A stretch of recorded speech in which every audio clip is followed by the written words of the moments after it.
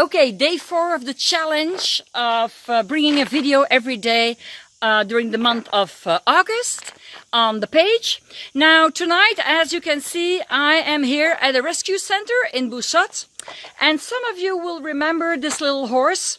Now, I must be honest, I was called for this horse. I'll show a video later on the page, but this horse had a sacroiliac injury, which the vets couldn't find. They took pictures and so on, but they didn't know what the origin of the problem of the horse was.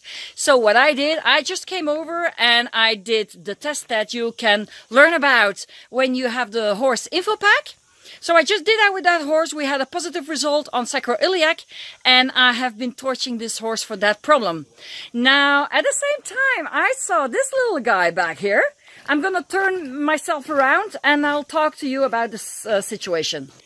So, as you can see, I'll post some other pictures of this horse. This horse really had a big growth here. And the other pictures will show that. And I was here with my students at the end of the month of June.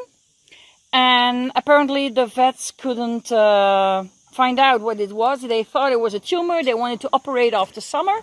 And I just told them, what about if there's pus inside? And what should I tell you? Was I right? Yes, I was. Anyways, the main thing is that the horse, meanwhile, has been torched every 2 days after this was opened so the pus would come out. And as you can see, this little guy is now feeling a lot better. Okay, that's it for today. Bye-bye.